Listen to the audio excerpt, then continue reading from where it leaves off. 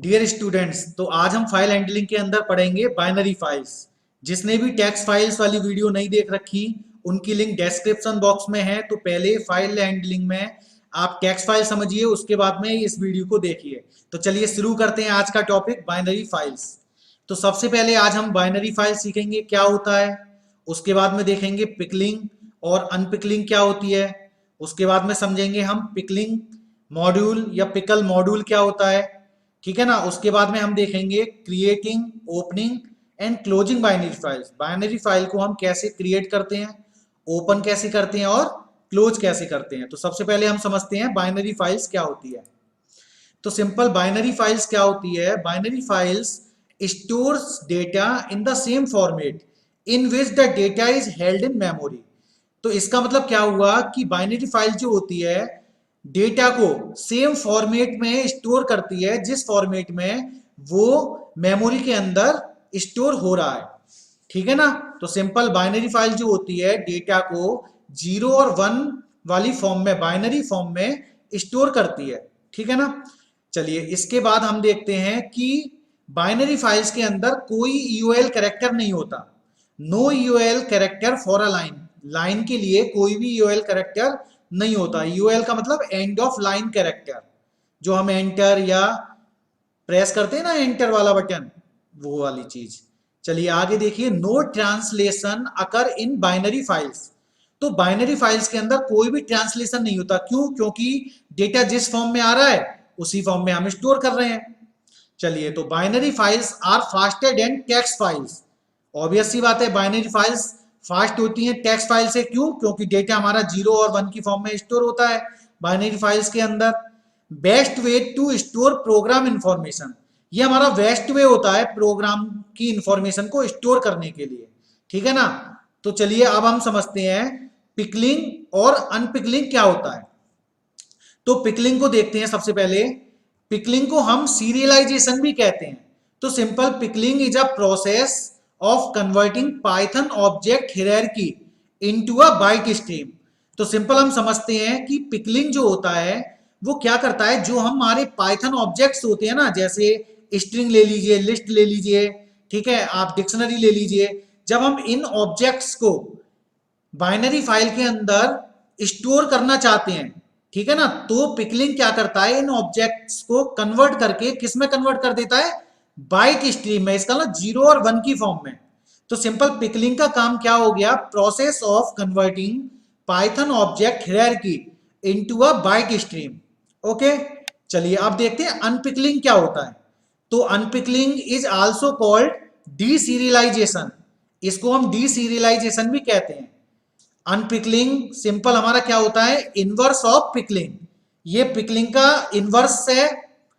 तो सिंपल ये क्या होगा, हमारा process of converting byte stream into Python object hierarchy. तो जो हमारी बाइट स्ट्रीम है, मतलब 0 और 1 की फॉर्म में जो हमारा डेटा स्टोर हुआ है बाइनरी फाइल के अंदर, उसको वो क्या करेगा, कन्वर्ट कर देगा उसके सेम फॉर्मेट में जो पाइथन ऑब्जेक्ट हायरार्की थी। जैसे लिस्ट हो गया, ठीक है, हमारा स्ट्रिंग हो गया या फिर डिक्शनरी हो गई, उस फॉर्म में कन्वर्ट कर देता है।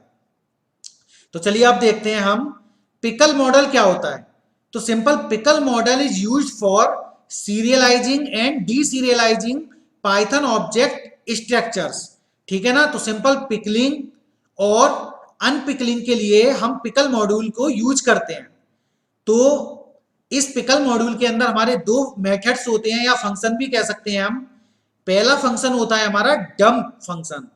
तो इस डंप फंक्शन को हम किस लिए यूज करते हैं, dump function is used for writing Python objects onto binary files.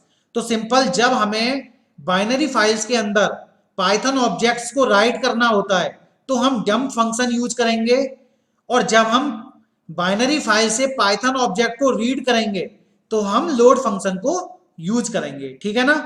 चलिए आगे देखते हैं।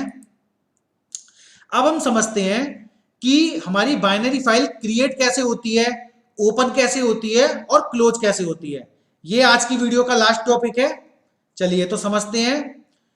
तो सिंपल बाइनरी फाइल को जब हमको क्रिएट करना होता है, तो जब हम बाइनरी फाइल क्रिएट करते हैं तो हमको, जब बाइनरी फाइल हम ओपन करते हैं तो हमको बाइनरी फाइल मोड्स यूज करना होता है, या तो हम WB यूज कर लें, या AB, या WB प्लस जिसको हम W प्लस BB लिख सकते हैं, या AB प्लस जिसको हम A प्लस BB कह सकते हैं। तो आपको पता ही है बाइनरी फाइल मोड्स में WB का क्या मतलब होता है। जब हम बाइनरी फाइल हमको बनानी होती है तो W के साथ में हमको B लगाना पड़ता है, क्योंकि बाइनरी फाइल बनाने के लिए। तो ये सिंपल क्या होता है, ये राइट मोड में हमारी फाइल जो होती है बाइनरी फाइल वो ओपन होगी, ठीक है ना। तो अगर बाइनरी फाइल हमारी एग्जिस्ट नहीं करती तो उस नाम की बाइनरी फाइल, जिस नाम की हम बाइनरी फाइल बनाना चाह रहे हैं, उस नाम की बाइनरी फाइल क्रिएट हो जाएगी, ठीक है ना। चलिए तो अब देखते हैं ए बी क्या होता है। इसका मतलब होता है अपेंड करना। तो इसकी क्या कंडीशन है कि अगर जब हमने बाइनरी फाइल ओपन की ए बी मोड में, तो इसका मतलब ये होता है कि अगर बाइनरी फाइल हमारी पहले से क्रिएट है तो ए बी मोड क्या करता है कि हम जब कोई डेटा स्टोर करना चाहते हैं तो ओल्ड डेटा के बाद में हमारा न्यू डेटा स्टोर होता है। इसका मतलब ओल्ड डेटा हमारा डिलीट नहीं होता फाइल के अंदर से, ठीक है ना। चलिए अब हम समझते हैं WB प्लस। तो ये सिंपल, इसको हम W प्लस बी भी लिख सकते हैं। तो इसका मतलब होता है राइट प्लस रीड मोड, दोनों मोड में हमारी फाइल ओपन होती है।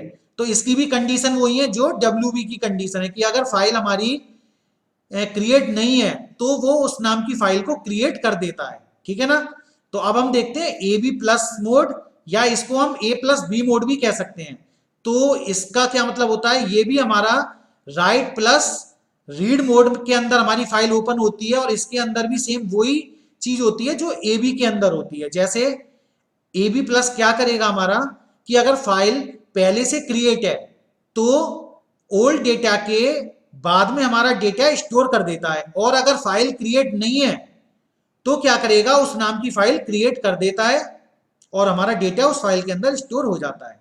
तो चलिए अब हम देखते हैं बाइनरी फाइल को ओपन कैसे करते हैं। तो सिंपल, बाइनरी फाइल भी हमारी टेक्स्ट फाइल की तरह ही ओपन होती है, बस हमको क्या करना होता है, जो उसका मोड होता है उसको चेंज कर देते हैं। जैसे अब यहाँ एग्जांपल में देखिए आप, F equal to open parenthesis के अंदर हमने लिखा स्टूडेंट डॉट डेट।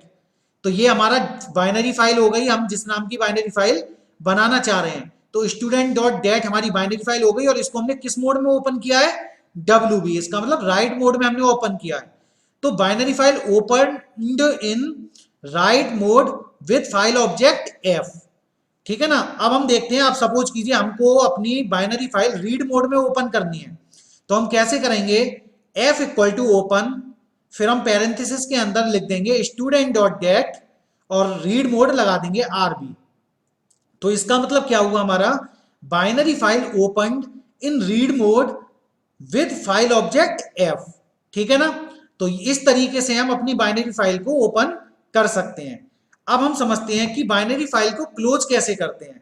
तो बाइनरी फाइल भी सेम टेक्स्ट फाइल की तरह क्लोज होती है। तो जो हमारा फाइल हैंडल या फाइल ऑब्जेक्ट होता है, तो हम सबसे पहले वो लिखते हैं। तो अब यहां पर आप देख रहे हो F, हमने फाइल हैंडल या फाइल ऑब्जेक्ट बना रखा है, तो हम सिंपल क्या लिखेंगे, F डॉट क्लोज और पैरेंथेसिस लगा देंगे, और पैरेंथेसिस के अंदर हम कुछ भी नहीं लिखते, ठीक है ना, हमारी फाइल क्लोज हो जाएगी, ठीक है ना। तो आज का टॉपिक बस यहीं पर खत्म होता है। तो आज हमने सीखा कि बाइनरी फाइल क्या होती है, ठीक है, और हमारे ये डंप मेथड क्या होता है, लोड मेथड क्या होता है, ठीक है, पिकल मॉड्यूल क्या होता है, बाइनरी फाइल्स को कैसे क्रिएट किया जाता है, ओपन किया जाता है और क्लोज किया जाता है, ठीक है। जिसके भी टेक्स्ट फाइल नहीं समझ में आई है तो वो मेरी पुरानी वीडियो देख सकता है, उसकी लिंक मैं डिस्क्रिप्शन बॉक्स में दे दूंगा। तो इसलिए आप मेरे चैनल से जुड़े रहिए और ज्यादा से ज्यादा सब्सक्राइब कीजिए।